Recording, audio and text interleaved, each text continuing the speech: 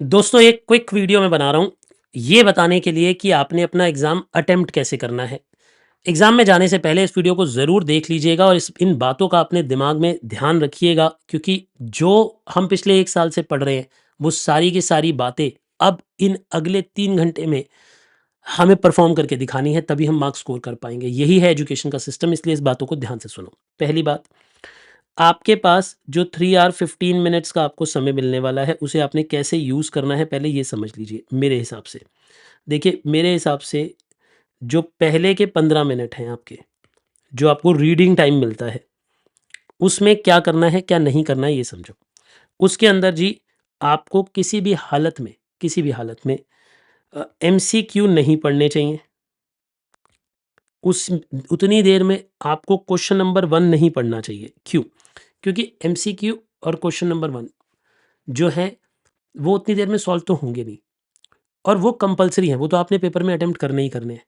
तो बेटर है कि इन 15 मिनट में आप question number 2, question number 3, question number 4, question number 5, question number 6 जो है, इन्हें अच्छे से पढ़ लो। इन्हें पढ़ लो और इनमें से कोई 2 या 3 क्वेश्चन सिलेक्ट कर लो जो आप सबसे पहले अटेम्प्ट करने वाले हो। क्यों? क्योंकि इन्हीं में से पेपर आपको स्टार्ट करना चाहिए और कौन-सा क्वेश्चन छोड़ना है वो यहीं 15 मिनट में डिसीजन ले लो। इन्हें देखो ये कंपल्सरी है, ये पेपर आपने करना ही करना है। एमसीक्यू आपने करना ही करना है, क्वेश्चन नंबर 1 आपने कंपल्सरी है करना ही करना है। उसमें आप चॉइस तो आप कर नहीं सकते, वो तो आपने करना ही है। तो उसके ऊपर अपना चॉइस वाला समय वेस्ट मत करो, वरना बाद में चॉइस भी नहीं होगी। वरना पता है क्या होता है कई बारी कि हम उस वक़्त ये टाइम इसको दे देते हैं, इन क्वेश्चनों में हम पहले कोई क्वेश्चन स्टार्ट करते हैं, फिर काट के दोबारा करते हैं, टाइम वेस्ट हो गया। पहले ही फर्म डिसीजन ले लो कि इन सब में से मुझे बेस्ट कौन-सा आता है। कोई 2 क्वेश्चन डिसाइड कर लो जो आपको बेस्ट आते हो, जिसके ज़्यादातर पार्ट्स आपको आते हो। और जब पेपर स्टार्ट होगा तो आप उन्हीं में से स्टार्ट करो। यानी आपने स्टार्ट किससे करना है? आपने स्टार्ट करना है जैसे क्वेश्चन नंबर 2, 3, 4 और 5 में से कोई 1 या 2 क्वेश्चन, कम से कम 2 क्वेश्चन पूरे करो। इससे क्या होगा? ये जो 2 क्वेश्चन हैं, ये आपको कॉन्फिडेंस देंगे।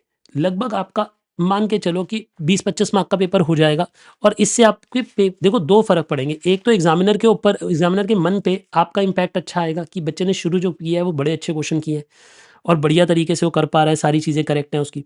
तो आपने कोशिश करनी है कि शुरू में अच्छा इंप्रेशन डालने के लिए पहले वो 2 क्वेश्चन करने हैं। 2 करो या 3 करो, ठीक है जी? अगर 1 कम आता है तो उसे रोक भी सकते हो। उसके बाद पेपर के जब आपका शुरू का ऑलमोस्ट 45 मिनट 50 मिनट बीत जाएँ पेपर के, तब उसके बाद मुझे लगता है आपको मिडल में एमसीक्यू स्टार्ट करने चाहिए क्योंकि अगर आप एमसीक्यू स्टार्टिंग में करते हो ना, तो आप इतना टाइम वेस्ट कर देते हो कि आप एमसीक्यू में 1 घंटा लगा देते हो, जो कि होना नहीं चाहिए। यहाँ पे आपको आधे पौने घंटे के अंदर अपने एमसीक्यू कंप्लीट करने हैं फास्ट स्पीड में क्योंकि पेपर का प्रेशर आपको फ़ील होने लग गया होगा, डर लगना स्टार्ट हो चुका होगा, इसलिए यहाँ पे आप एमसीक्यू वाले क्वेश्चंस करिए। एमसीक्यू के बाद आइए आप क्वेश्चन नंबर 1 पे जो कंपल्सरी क्वेश्चन है और फिर बचा हुआ क्वेश्चन जो भी आपका रिमेनिंग क्वेश्चन होगा वो आप एंड में करिए। मेरे हिसाब से ये पैटर्न फॉलो होना चाहिए। यानी पहले दोबारा बोल देता हूँ, पहले 15 मिनट में इनमें से सिलेक्शन कर लो कौन से 2 क्वेश्चन आपने पहले करने हैं, पहले वो 2 क्वेश्चन कर लो, फिर एमसीक्यू पे करो, फिर उसके बाद कंपल्सरी क्वेश्चन करो और एंड में जो रिमेनिंग क्वेश्चन है, जो आपको सबसे कम आता है इस पूरे पेपर में, वो सबसे एंड में करो।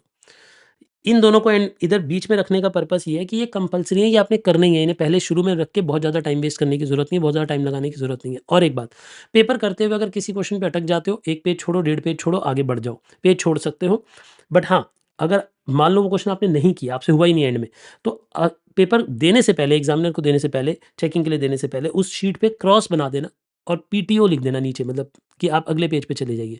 यानी आप खाली पेज को क्रॉस ज़रूर करके आएँगे, एकदम खाली नहीं छोड़ कर आएँगे। क्या ये बात समझ आई? दूसरी बात, जब भी आपने नया क्वेश्चन या नया सब पार्ट स्टार्ट करना है, नए पेज से करना है। न्यू पेज आपने यूज़ करना है हमेशा नए सब पार्ट के लिए। न्यू पेज फॉर ईच सब पार्ट और जो सॉल्यूशन है वो ऐसे लिखना है, सॉल्यूशन नंबर 1 ए ऐसे लिखना है पेज के बीच में और फिर कुछ सॉल्यूशन करना है। यानी सॉल्यूशन कोने में नहीं लिखना, इधर नहीं लिखना, सॉल्यूशन 1 ए ऐसे नहीं लिखना, बीच में लिखना है।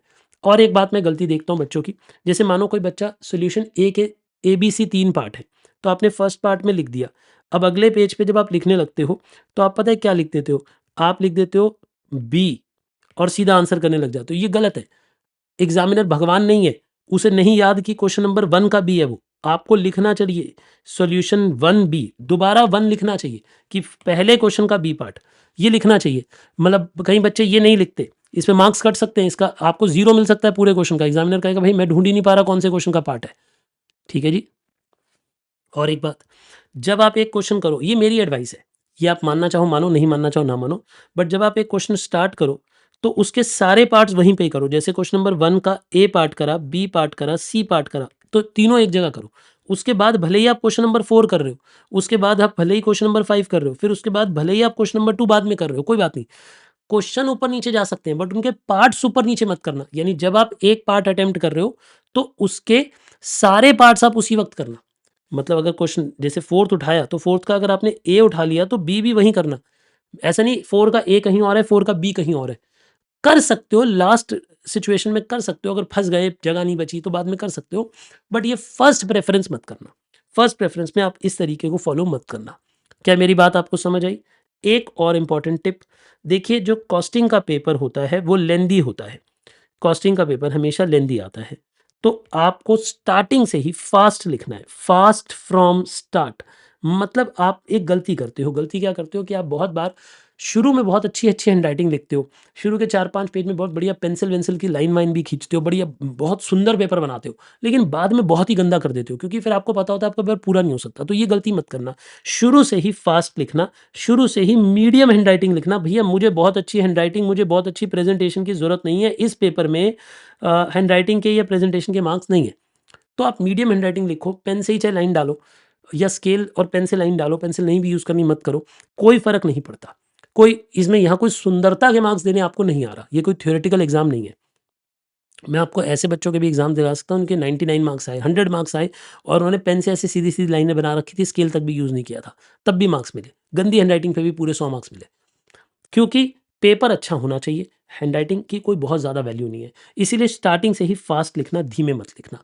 ठीक है जी? और एक बात, पेशेंस रखना पेपर में। पेशेंस का मतलब ये होता है कि देखो, पेपर में ना एक आधा क्वेश्चन खराब आएगा। देखो आप इस बात को समझो कि आप एक बहुत बड़ा एग्ज़ाम देने जा रहे हो। सीए इंटरमीडिएट अपने आप में एक बहुत बड़ा लेवल है। हज़ारों बच्चे यहाँ से पहले साफ़ हो जाते हैं इंटरमीडिएट तक पहुँचने से पहले।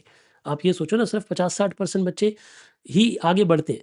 पहले शुरू के 40-50% बच्चे तो पहले ही साफ़ हो जाते हैं फाउंडेशन लेवल पे ही।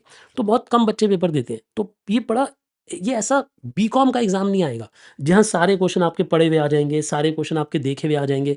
हो सकता है, देयर इज़ अ पॉसिबिलिटी कि हमारी बुक में से पूरा पेपर आए, बट 1% चांस ऐसा होता है कि कुछ क्वेश्चन का रूप रंग बदल देगा, वो ऐसी लैंग्वेज लिख देगा, क्योंकि आप एग्जाम हॉल में इतने प्रेशर पे होते हो, इंटेंस प्रेशर में होते हो कि वो देखा हुआ क्वेश्चन भी, सिमिलर क्वेश्चन भी आपसे नहीं हो पाता।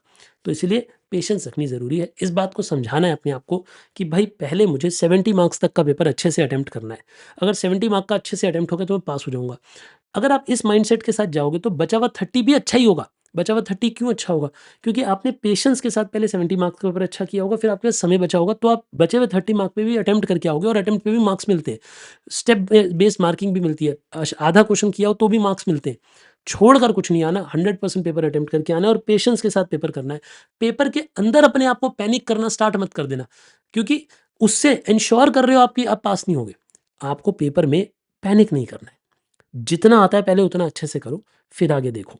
किसी क्वेश्चन में अटक गए हो तो हाथ जोड़ दो क्वेश्चन को, बोलो भैया बाद में मिलूँगा, आगे बढ़ जाओ। उस क्वेश्चन पे 1 घंटा लगाकर अपने आप को ज़बरदस्ती परेशान करने की ज़रूरत नहीं है। आई होप आपको मेरी बातें समझ आई हैं। मैंने जो पेपर का पैटर्न बताया है वो आपको समझ आया है। थ्योरी की वीडियो आप ज़रूर देख लीजिएगा। थ्योरी बचा सकती है, एंड में अगर फँस गए तो थ्योरी के क्वेश्चन में कुछ न कुछ लिख कर कुछ मार्क्स तो मिल सकते हैं। अगर आपको प्रैक्टिकल कोई एक आधा क्वेश्चन बिल्कुल ही ना आता हो तो थ्योरी अटेम्प्ट करके आ सकते हो, बट थ्योरी लास्ट चॉइस पे रखते हैं। बोलिए मेरी बातें आपको समझ आई मैंने क्या कहा? पेपर फास्ट लिखना है। और वैसे इस बार तो एफएम में आपके पास ज़्यादा दिन है, तो कोई बहुत ज़्यादा टेंशन की बात नहीं है। आप कॉस्टिंग का पेपर आके थोड़ा-सा रिव्यू कर सकते हो। मैं एफएम में बहुत सारी वीडियोस लेने वाला हूँ, बहुत बारी लाइव आने वाला हूँ, तो उसकी भी टेंशन अभी मत लो। अभी सिर्फ़ और सिर्फ़ कॉस्टिंग पे फ़ोकस करो। आज जाओ, फोड़ कर आओ पेपर, इतना अच्छा पेपर दे कर आओ कि मज़ा ही आ जाए। पेपर चाहे जितना देखो, मैं एक बात को समझाऊँ, मैंने ये बात नोटिस करी है, जब कॉस्टिंग का पेपर टफ आता है, मार्क्स बच्चों के ज़्यादा आते हैं, क्योंकि तब मार्किंग लीनिएंट होती है। तो घबराना नहीं, बिल्कुल भी घबराना मत, ये मत सोचना कि अरे सर पेपर टफ आएगा। अरे पेपर अगर टफ आएगा तो मार्किंग ईज़ी होती है, स्टेप मार्किंग ज़्यादा देते हैं। मतलब पूरा पेपर नहीं भी हुआ, पूरा क्वेश्चन नहीं भी हुआ, तो भी मार्क्स दे देते हैं आधे से ज़्यादा। तो आप चिंता ना करो, पास वो कर देते हैं, पेपर से डरने की ज़रूरत नहीं है। पॉजिटिव माइंडसेट के साथ जाओ, पेपर में हमेशा 70% क्वेश्चन ईज़ी होते हैं, पहले उन्हें अटेम्प्ट करो और फिर बाकी के 30% क्वेश्चन पे आप अपना अटेम्प्ट ट्राई करो और फिर उसमें मार्क्स मिल जाएँगे आपको। ठीक है जी? पक्की बात है, कर लोगे ऐसे? All the best, all the best. फोड़ कर आना, कमेंट में मुझे बता दो कि कितना बढ़िया करके आने वाले हो पेपर। पूरी ताकत से पेपर देकर आओगे, 100% अटेम्प्ट करोगे कि नहीं करोगे पहले ये बता दो, बस लिख दो 100% अटेम्प्ट करूँगा सर, ठीक है ना? ऑल द बेस्ट, जल्दी ही मिलते हैं।